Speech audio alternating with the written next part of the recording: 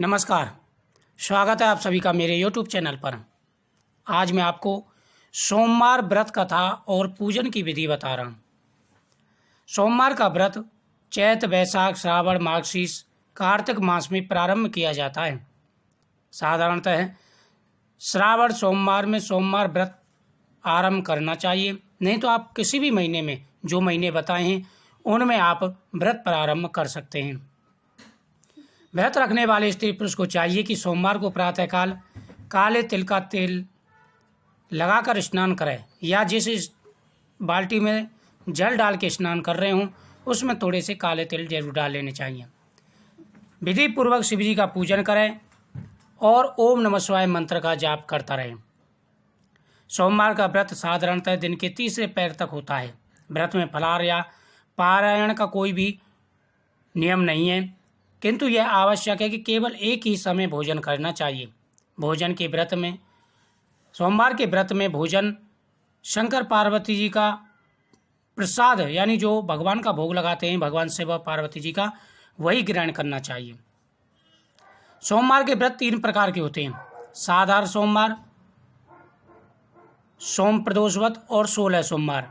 पूजन सबकी, जो पूजन की विधि है एक जैसी ही होती है। सोमवार व्रत कथा। एक नगर में एक बहुत धनवान साहूकार रहता था। उसके घर में धन की कोई कमी नहीं थी, परंतु वह बहुत दुखी था क्योंकि उसको कोई संतान नहीं थी। वह ऐसी चिंता में दिन रात दुखी रहता। पुत्र की कामना के लिए प्रत्येक सोमवार शिव जी की पूजा किया करता था। सायंकाल मंदिर जाकर शिव जी के सामने दीपक जलाया करता था। इसके बाद भक्ति भाव से वह भगवान के मंत्रों का उच्चारण करता था। उसके भक्ति भाव को देख करके एक समय माता पार्वती ने भगवान शिव जी से कहा कि प्रभु, यह भक्त आपकी पूरे नियम के साथ में पूजा करता है, इनकी मनोकामना आपको अवश्य पूरी करनी चाहिए। शिव जी ने कहा, हे पार्वती, यह संसार कर्म क्षेत्र है। किसान खेत में जैसा बीज बोता है वैसा ही फल काटता है। उसी तरह मनुष्य इस संसार में जैसा कर्म करते हैं वैसे ही फल भोगते हैं। पार्वती माता ने अत्यंत आग्रह किया, महाराज, जब आप भक्तों की मनोकामना पूरी ही नहीं करेंगे तो क्यों कर लोग आपकी पूजा करेंगे। माता पार्वती का ऐसा आग्रह देख शिव जी कहने लगी, हे पार्वती, इसके कोई पुत्र नहीं है। इसकी चिंता में अति दुखी रहता है। इसके भाग्य में पुत्र न होने पर भी मैं इसको पुत्र प्राप्ति का वरदान देता हूँ, परंतु वह केवल 12 वर्ष तक जीवित रहेगा, उसके बाद उसकी मृत्यु हो जाएगी। माता पार्वती और भगवान शिव का यह संवाद साहूकार सुन रहा था। वह ना प्रसन्न हुआ ना ही दुखी हुआ, अपने घर को आ गया। कुछ समय पश्चात साहूकार की स्त्री की ने गर्भ धारण किया। 10वें महीने में सुंदर पुत्र पैदा हुआ। साहूकार के घर में बहुत खुशी मनाई गई, परंतु साहूकार की कोई खुशी नहीं थी, क्योंकि वह जानता था कि यह पुत्र केवल 12 वर्ष तक जीवित रहेगा। जब पुत्र 11 वर्ष का हुआ तो उसने अपने साले को बुलाया, यानी लड़की को मामा को बुलाया और कहा कि तुम बहुत सा धन लेकर के जाओ और मेरे पुत्र को काशी जी पढ़ने के लिए ले जाओ। रास्ते में जहाँ भी रुको दान पुण्य यज्ञ अनुष्ठान करते हुए जाना, गरीबों को दान देते हुए जाना, भोजन कराते हुए जाना। मामा भांजे ब्राह्मण को भोजन कराते तथा दक्षिणा देते काशी जी की ओर चल पड़े। रास्ते में एक शहर पड़ा। उस शहर में राजा की कन्या का विवाह था, परंतु जो राजकुमार विवाह करने के लिए आया था वह एकांक से काना था।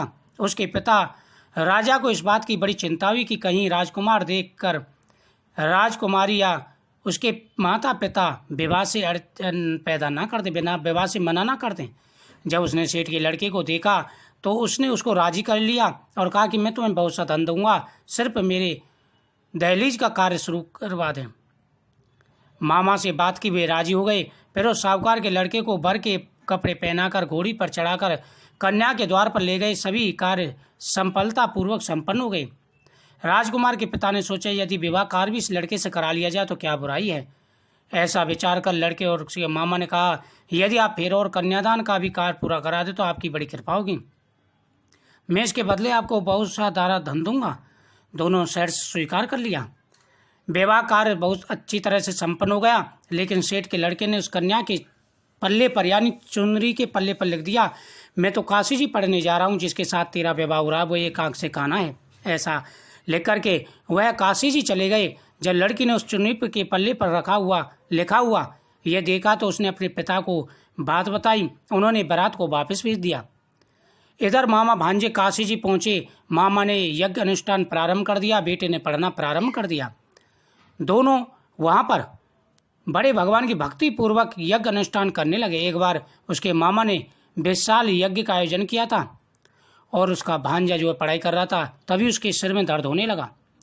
उसने मामा से कहा, मेरे सिर में दर्द हो रहा है। उसने मामा ने कहा कि तुम अंदर जाकर के लेट जाओ। इधर मामा यज्ञ का अनुष्ठान का कार्य कर रहा था तो वह भांजे को देखने के लिए गया और उससे मालूम हुआ कि उसके भांजे के जो प्राण निकल गए, यानी उसने सही त्याग दिया है। लेकिन मामा रोया नहीं, क्योंकि अगर रोता तो उसके कार्य में विघ्न पड़ जाता, यज्ञ अधूरा रह जाता। मामा ने यज्ञ का कार्य पूरा किया और वह जोर जोर से रोने लगा। उस समय वहाँ से शिव और पार्वती जी जा रहे थे। माता पार्वती जी ने कहा कि प्रभु देखिए, कोई दुखिया रो रहा है। शिव और पार्वती जी अंदर गए। उन्होंने देखा ये तो वही लड़का है। पार्वती जी ने कहा कि प्रभु ये तो वही लड़का है जो आपके आशीर्वाद से हुआ था।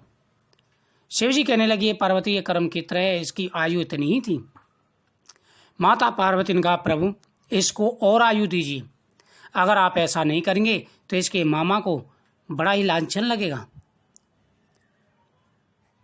बार बार माता पार्वती के आग्रह करने पर भगवान शिव ने उस लड़के की आयु बढ़ा दी। लड़का जीवित हो गया। मामा प्रसन्न हुआ। वह वापस अपने नगर को आने लगे। रास्ते में वही शहर मिला जिसकी लड़की से राजा की लड़की से राजकुमार सेठ के लड़के का विवाह हुआ था। उन्होंने उसे पहचान लिया, उसको राजमहल ले गए और बड़ी प्रसन्नता के साथ में राजकुमारी का विवाह उस लड़के के साथ कर दिया। कुछ दिन वहाँ पर रुके और वह राजा से आज्ञा लेकर के रानी सहित, यानी राजा की लड़की सहित सेठ का लड़का अपने नगर की तरफ चल दिया। जब नगर के निकट पहुंचा तो उसके मामा ने कहा कि भांजे तुम रुकिए, मैं जाकर के खबर दे आता हूँ। उसने जाकर के कहा कि आपका लड़का आ गया है। सेठ सेठानी घर की छत पर बैठे हुए थे। उन्होंने कहा, यदि हमारा लड़का जीवित नहीं आया तो हम ऊपर से गिर कर के जान दे देंगे। उसने कहा कि तुम्हारा लड़का आ गया है। उनको विश्वास नहीं हुआ। उसने शपथ पूर्वक कहा कि तुम्हारा लड़का आ गया है। सेठ और सेठानी ने नीचे आकर देखा कि वास्तव में लड़का आ गया है और वह अपनी पत्नी के साथ आया है। सेठ बड़ा प्रसन्न हुआ। उसने भगवान शिव का धन्यवाद किया और भगवान से बार बार क्षमा याचना की। 16 सोमवार और सादा सोमवार का यही प्रभाव होता है। जो लोग सच्चे मन से भगवान की पूजा करते हैं, व्रत करते हैं, उनकी सभी मनोकामनाएं पूरी हो जाती हैं। जो लोग सादा सोमवार या 16 सोमवार या सोम प्रदोष व्रत करते हैं, जीवन की हर मनोकामना उनकी पूरी हो जाती है। भगवान का आशीर्वाद उनको मिलता है और भगवान प्रसन्न होकर के उनको हर प्रकार का धन दौलत सुख समृद्धि हर मनोकामना उनकी पूरी करते हैं। संतानहीनों को संतान प्राप्ति होती है। इस व्रत को नियम पूर्वक अवश्य करना चाहिए। आपकी हर मनोकामनाएं पूरी होंगी। ओम नमः शिवाय मंत्र का जाप करना चाहिए।